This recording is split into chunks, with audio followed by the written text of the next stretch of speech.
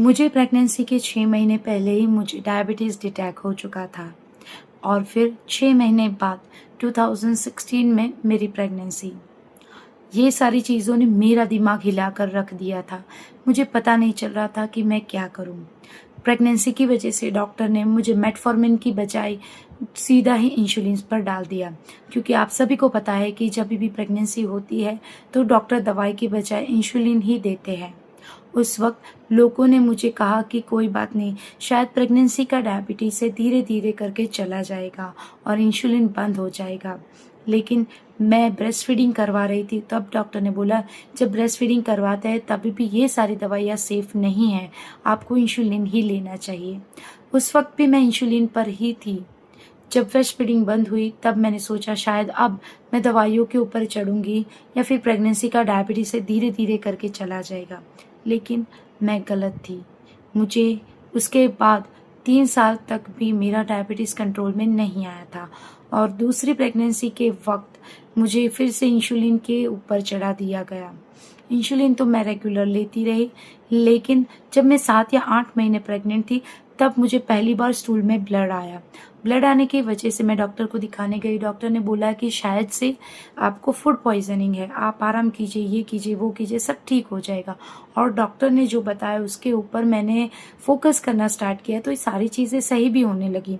लेकिन जैसे जैसे प्रेगनेंसी का लास्ट टाइम आने लगा, मुझे स्टूल में बहुत ही ज़्यादा कॉन्स्टिपेशन होने लगा और मुझे बहुत ज़ोर करके धीरे धीरे जाना पड़ता था। मेरे चेहरे की प्रेगनेंसी में आप सभी को पता है कि इतनी रौनक रहती है, लेकिन मेरे चेहरे की रौनक तो धीरे धीरे जाने लगी थी। मैं खुद समझ नहीं पा रही थी कि मेरे अंदर क्या चल रहा है, बेबी डिलीवर करना है या फिर कुछ और चल रहा है या फिर डायबिटीज़ की वजह से मैं खुद को संभाल नहीं पा रही थी। फिर भी धीरे धीरे करके बेबी डिलीवर्ड हो गया। बेबी डिलीवर्ड करने के बाद भी 1.25 महीने के बाद जब घर के काम करना शुरू किया, ना डायबिटीज़ कंट्रोल में आ रही है, ना घर के काम हो रहे, ना मैं ठीक से खड़ी हो पा रही हूँ। मैं खुद नहीं समझ पा रही थी कि ये मुझे हो क्या रहा है। घर के एक काम करने पर भी मुझे इतनी थकावट, बार बार टॉयलेट में जाना पड़ता है। मेरी सासू माँ ऑलमोस्ट सारे काम कर लेती थी। अगर मुझे किचन क्लीन करने है या फिर मुझे 25-30 रोटी बनानी पड़ रही है तो भी मेरी आफत आ रही है। मतलब मुझे इतनी शिवरिंग हो रही है, मैं कुछ कर नहीं पा रही हूँ। मैं अपने आप को कोसती रही कि मुझे हो क्या रहा है, मैं समझ नहीं पा रही हूँ। क्या डायबिटीज़ की वजह से ये सारी हो रही है या फिर सी सेक्शन की वजह से। लेकिन डायबिटीज़ और सी सेक्शन सामने से हट गए और सामने एक भयानक बीमारी सामने आई, वो थी कैंसर। और कैंसर से पहले भी मैंने पाइल्स की लगभग 15,000 से 20,000 तक की दवाइयाँ की थी। वेट लॉस कांस्टेंट हो रहा था और बाल भी झड़ना शुरू हो गए थे विदाउट एनी मेडिकेशन। कहते हैं कीमो स्टार्ट होने के बाद बाल झड़ना शुरू होते, लेकिन मेरे तो उससे पहले ही होने लगे थे। मैं खुद को संभाल नहीं पा रही थी। मुझे पता नहीं चल रहा था क्यों मेरे साथ ऐसा हो रहा है, क्यों मैं घर के काम नहीं कर पा रही हूँ, क्यों मैं अपने बच्चों के साथ खेल नहीं पा रही हूँ, क्यों मैं अपने हस्बैंड को अच्छा टाइम नहीं दे रही हूँ या फिर क्यों अपने सास ससुर की सेवा नहीं कर पा रही हूँ। लेकिन ये सारी चीज़ें मेरे लिए बहुत डिफ़िकल्ट हो रही थी। स्टूल के लिए मुझे बार बार जाना पड़ता था। मेरे तो घर में जो टॉयलेट था वो पिंक कलर का था, तो उसमें ब्लड जा रहा है वो भी मैं आइडेंटिफाई नहीं कर पाई। और वैसे भी नीचे ऐसे कौन देखता है कि क्या निकल रहा है क्या नहीं। लेकिन ये बहुत बहुत ही, और उस टाइम पे कोरोना बहुत पीक पर था। ना मैं अपने पीहर जा सकती थी, अपनी मम्मी के घर, ना ही मैं कहीं और। मैं सिर्फ एक घर में बंद हो चुकी थी जहाँ पर मुझसे काम नहीं होता था। ना मेरे बच्चे संभल रहे थे, ना मुझसे खाना बन रहा था, ना मैं अपने हस्बैंड को अच्छा टाइम दे पा रही थी।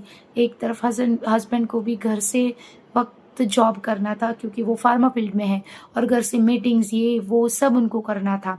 वो ये करते मेरे बच्चों को संभालते या फिर मुझे, या फिर मेरे सास ससुर जिनकी उम्र हो चुकी है वो घर को संभाले, अपने किचन को संभाले, या फिर मेरे बच्चों को या फिर मुझे। घर की सिचुएशन, मेरी सिचुएशन सब इतना ख़राब हो चुका था।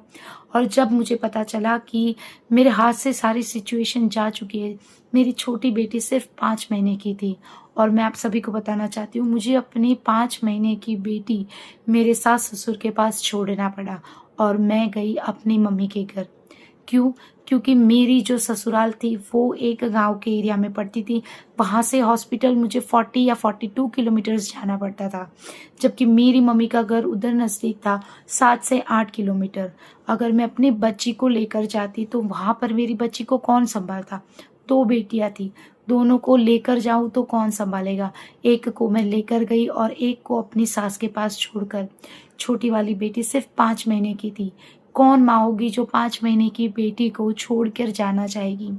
मेरी जो सिचुएशन थी वो इतनी डैमेज हो चुकी थी, मेरी मेंटल स्ट्रेंथ जो है वो पूरी तरह से टूट चुकी थी। लेकिन मैंने हार नहीं मानी, मैं कमबैक करने वाली हूँ, मुझे हमेशा से ही पता चला था। लेकिन डायबिटीज़ ने हमेशा ही मुझे धोखा दिया है, कभी भी वो हमारे कंट्रोल में आया ही नहीं। ट्रीटमेंट जैसे शुरू हुई, ट्रीटमेंट के साथ साथ मेरी डायबिटीज़ बढ़ने लगी। कुछ ना खाओ फिर भी मेरे डोजेज़ जो है वो डॉक्टर ने बढ़ाए, बहुत ज़्यादा 500 प्लस मेरी जो शुगर है वो रहने लगी। डॉक्टर ने मुझे इंसुलिन के डोजेस 45 यूनिट पर ई मील उन्होंने मेरे लगाए। तो समझ सकते हैं कि दिन में मेरी इंसुलिन कितनी जाती होगी, भयानक रूप उसने ले चुका था। धीरे धीरे करके जब कैंसर तो मेरा बढ़ने लगा था, तब मैं गई पतंजलि, क्योंकि स्टेज 4 कैंसर जब मेरा हो चुका था तो डॉक्टर ने मुझे बताया कि अभी आपके पास टाइम है नहीं ज़्यादा और ट्रीटमेंट हमारे पास है नहीं, तो आप घर पे जाइए, ऐसे मेरे हस्बैंड को बोला। तब मेरे हस्बैंड ने हार नहीं मानी और मुझे 15 दिनों के लिए पतंजलि भेजा। पतंजलि में जाने के बाद मेरा डाइट में बहुत चेंज आया और योगासन और बहुत सारी चीज़ों की वजह से मेरा जो इंसुलिन है वो धीरे धीरे कम होने लगा। 2 यूनिट पर मील मेरा इंसुलिन हो गया, यानी अब मुझे सिर्फ पूरे दिन में 8 से 10 यूनिट इंसुलिन लगता था। लेकिन उस वक्त मैं 37 केजी थी, ना मुझे ज़्यादा भूख लगती थी ना ही कुछ। मेरा कैंसर 4 स्टेज में पहुंच चुका था, मेरी शुगर कंट्रोल में आने लगी थी, लेकिन साथ साथ में मेरा खाना ऑलमोस्ट बंद हो गया था। तो आप मुझे ये कह सकते हैं कि पतंजलि जाने के बाद मुझे थोड़ा सपोर्ट मिला। जी हाँ, मुझे सपोर्ट मिला। उसके बाद वापस आने तक मेरे हस्बैंड ने इम्यूनोथेरापी के बारे में पता कर लिया था। इम्यूनोथेरापी मेरी जब स्टार्ट हुई तो ऑलमोस्ट 8 या 9 साइकिल के बाद मुझे थायराइड जो है वो साइड इफ़ेक्ट में आया। मेरी जो परेशानी है वो कम होने के बारे में मैं सोच रही थी, लेकिन ये तो और भी वर्स्ट होती गई। कैंसर में धीरे धीरे मुझे रिकवरी आई, लेकिन साथ साथ में मेरा वज़न 37 से मेरी हर साइकिल यानी हर 15 दिन में 2 केजी बढ़ने लगा। साथ साथ में मेरी भूख बढ़ने लगी और भूख बढ़ने के साथ साथ मेरा डायबिटीज़। दिन में मुझे 10 से 12 रोटी खानी पड़ती थी, मुझे इतनी भूख लगती थी। चाहे मैं कितना भी कंट्रोल कर लूँ, कितना ही मैं फाइबर वाला खा लूँ या फिर कितना ही मैं शुगर के बिना वाला खा लूँ, मुझे रोटी के बिना मुझे सेटिस्फेक्शन ही नहीं मिलता था। और लो कार्ब खाने के बाद मुझे बिल्कुल भी सही नहीं लगता था। मुझे कार्ब की इतनी भूख लगती थी कि जिसकी कोई लिमिट नहीं है मतलब। तो मेरा इतना खाने के बाद आप सभी समझ सकते हैं कि वज़न के साथ साथ मेरा डायबिटीज़ भी बढ़ने लगा। लेकिन ये शुगर बढ़ रहा है ये तो मुझे माइंड में ही नहीं आया, यानी मुझे पता ही नहीं था। मैं बस उसी फेज़ में जी रही थी कि मैं जब पतंजलि गई थी और मैं जब थोड़ा थोड़ा करके लो इंसुलिन पर चली गई हूँ, मुझे लगा मेरा डायबिटीज़ चला गया है और बीच बीच में मैंने इतना चेक भी नहीं किया। लेकिन धीरे धीरे करके ये कंडीशन हो गई कि एक दिन जब मुझे पेट सिटी फॉलोअप रूटीन के लिए मैं गई, तब वहाँ पर जब मेरा जो शुगर है वो चेक हुआ, फास्टिंग शुगर, क्योंकि उनको चाहिए 200 के अंदर, तभी मुझे पता चला कि मेरा जो फास्टिंग शुगर है वो तो ऑलमोस्ट 300 के अराउंड है। तो ये आप समझ सकते हैं कि ये कितना बढ़ चुका था।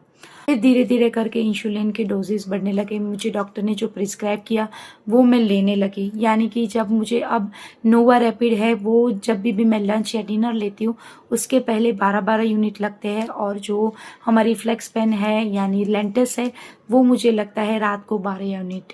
तो आप सभी समझ सकते हैं कि ये, और ब्रेकफास्ट के पहले मैं 6 से 8 यूनिट तक लेती हूँ, जैसा मेरा ब्रेकफास्ट है हैवी टू लो। तो आप सभी समझ सकते हैं कि अभी की सिचुएशन मेरी जो धीरे धीरे करके वो हेल्थ वाइज मैं आगे बढ़ रही हूँ, उसमें डायबिटीज़ जो है वो अब से अभी तक का मेरा सबसे स्ट्रॉन्ग दुश्मन रहा है, जिसको मुझे फाइट करना अभी भी कंटिन्यू है। तो आप सभी के लिए ये वीडियो के माध्यम पे मेरा सिर्फ एक ही मैसेज है कि अपनी हेल्थ को बिल्कुल भी लाइटली मत लीजिए।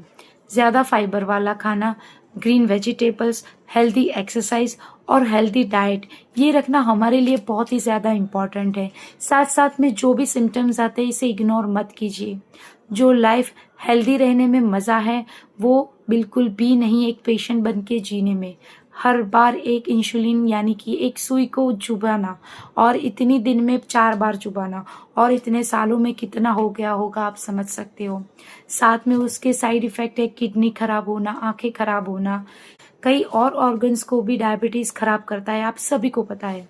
तो मेरी आप सभी को यही रिक्वेस्ट है कि अपने डाइट को हेल्दी रखिए, एक्सरसाइज कीजिए, ज़्यादा पानी पीजिए, ज़्यादा फाइबर वाली चीज़ें, बाहर का तला भुना पैकेट वाली चीज़ें, अल्ट्रा प्रोसेस चीज़ों को कम कीजिए। मेरी जो जर्नी है वो यहाँ पर मैं रेगुलरली शेयर करती रहूँगी ताकि जो लोग भी डायबिटीज़ से जूझ रहे वो अकेले नहीं हैं, मैं उन सबके साथ हूँ। तो पूरा वीडियो देखने के लिए थैंक यू सो मच। और अगर आपने अभी तक मेरे चैनल को सब्सक्राइब नहीं किया है तो प्लीज़ इसे कर दीजिएगा। मेरा नाम है cancer survivor Shailaja. Thank you for watching.